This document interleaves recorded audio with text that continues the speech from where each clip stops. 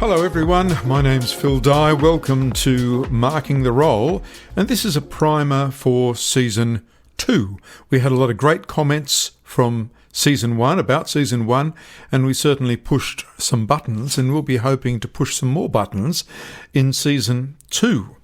Now, the first episode of Season 2 is on teacher training.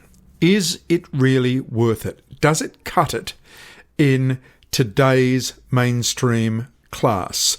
And I'll be interviewing students or recently graduated students from teacher training, just like Christy, a teacher from the Illawarra with 3 teaching degrees from different universities, and she had this to say. It's just really disappointing that it just seems that university is so far removed from what teachers are experiencing in a day-to-day classroom.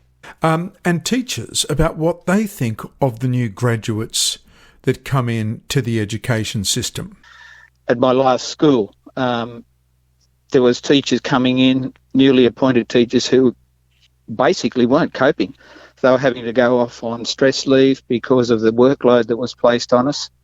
And it was just amazing, the difference. Whereas in the early days, you were in teaching, you were there for good. And that was Peter Collins, a recently retired principal from the Shoalhaven area. So if a great deal of what a teacher learns in their education is useless in the classroom, who actually decides what the content of university courses for teachers is going to be? I asked Senior Professor Sue Bennett, the Executive Dean, Faculty of Arts and Social Sciences and Humanities at the University of Wollongong, and wow, that's a mouthful. And she seemed to think that this was a very pivotal question. Who decides? Because I think then this is perhaps the question to ask. And you'll have to listen to episode 1 of Season 2 to find the answer to that one. And if you're a new graduate or an experienced teacher who has had new graduates come into the school and you want to answer a very short survey on it, please go to markingtherole.com.au and click on surveys, and you'll see the most recent survey about teacher training. The producer of Marking the Role, Lee Louise, has been looking at some of the other topics, and episode 2, Lee, is on technology. Has it gone too far? Is there just too much use? And the big one, should schools allow mobile phones in the classroom? Yes, there's a lot of talk about mobile phones in the classroom. And I noticed too, Phil, that there's talk of not having any more handwriting. They're not going to push for that anymore. And I can't imagine a world without not knowing how to write. That's a good point, actually. We have the lowest quality handwriting from students in primary school ever. Simply, they're not being taught it. So perhaps they're spending too much time on their mobile phones, Lee. I'd say. Episode 3 is going to be on becoming permanent. Now, this was a big topic during Season 1. That there are so many teachers out there that are casual, that are on temporary contracts, and they can't get a permanent position. I can think of one younger teacher in particular who is absolutely fantastic, but still 6 years. She's on a temporary year-by-year contract. She wants to have children. She wants to get a mortgage. It's all a bit tricky when you're temporary. And because of that, they can't get home loans. They don't have any real settling factor that people with a permanent job have. So I'll be interviewing teachers, and I'll be talking to certain departments of education about why we have the casualisation of teachers. Now, episode 4 is an interesting one, Lee. Episode 4 is on the Year 12 exam. Is it relevant? And is it worth all the stress? Stress is on students, but it's on other people as well, isn't it? It's on everybody around them, everyone that they love or friendships with. It's just too much stress, and the parents are really copping it as well. It's definitely been stressful for a lot of us, but a lot of people in our year have persevered over it, and I think it's going to hopefully pay off for everyone. Sometimes I think the parents live through the HSC and they get more stress than the students do, especially now that we know that only 40% of university entrants are due to the ATAR. So we'll be talking to students, we'll be talking to parents, we'll be talking to principals. And look, I've given up trying to talk to Sarah Mitchell, the Minister for Education in New South Wales, so I think I might try and go to the Minister of Education somewhere else. And we'll find out what's in store for episodes 5, 6, 7 and 8 of Season 2 after this short break. You're listening to Marking the Role, a podcast for teachers and anyone interested in education. We discuss the real issues facing educators without fear or favour. Please follow us on Facebook, subscribe to our podcast and tell your friends. For more info, go to markingtherole.com.au. Okay, episode 5 is on student rights and learning. Now, this is a massive topic in the USA. And this issue was spurred on in the USA by the gender transitioning movement, where it was made that students could socially transition and schools did not have to tell the parents what was going on. So in one famous occasion, the parents didn't find out whether that the student was actually transitioning for 6 months after it had begun. Now, this is seen as the right of the student.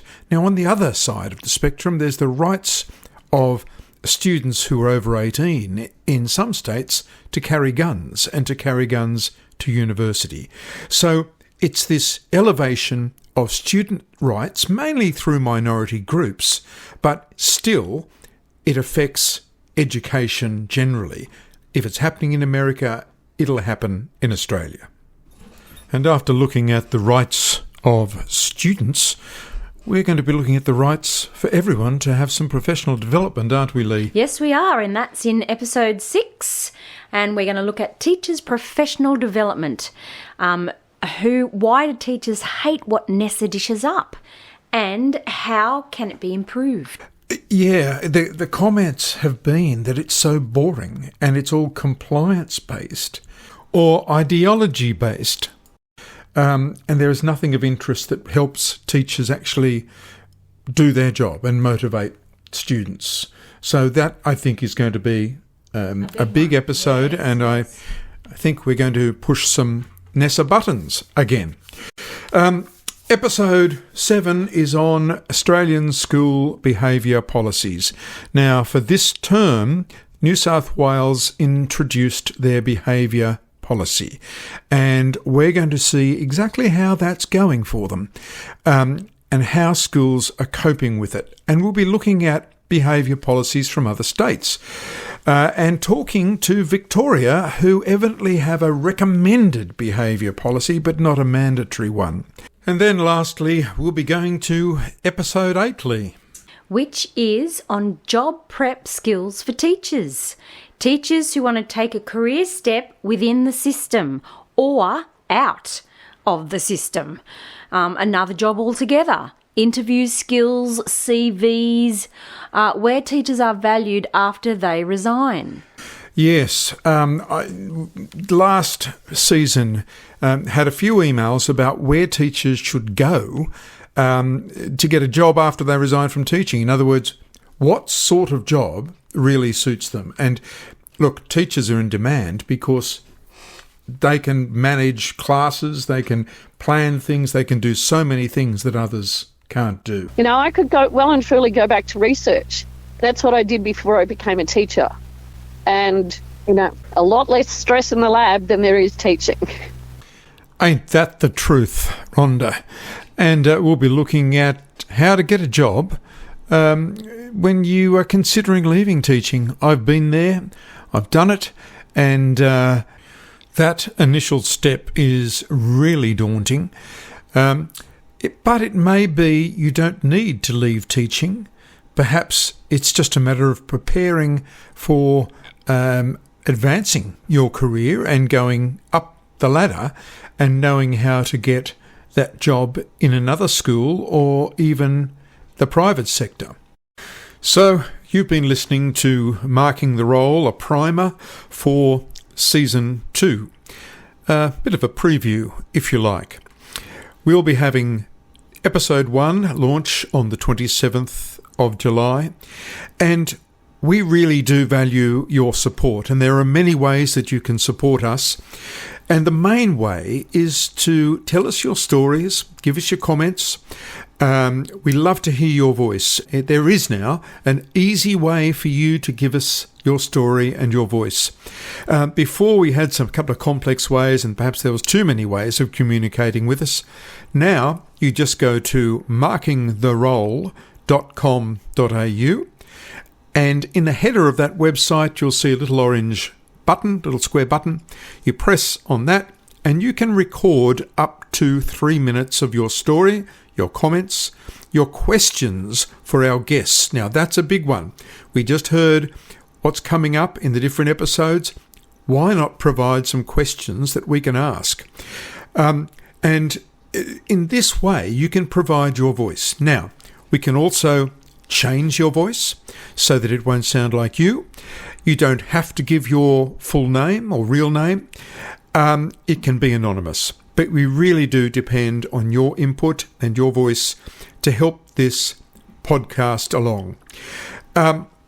Another way that you can help is to like our Facebook page. I know that not everyone is on Facebook, but just liking that page and following us on Facebook is important. Another way is to subscribe or follow our podcasts wherever you get your podcasts, whether it's Spotify, whether it's Apple Music, Pandora. Just follow us on that so that you can get a reminder whenever a new podcast, a new episode comes on board. My name's Phil Dye. I'm the presenter of Marking the Role. I'm an ex-teacher, and over the next week and a half we'll come up to a milestone of 3,000 downloads, and I'd like to thank you all very much for supporting the podcast in this way. Episode 1 starts on July 27th. I'll see you then.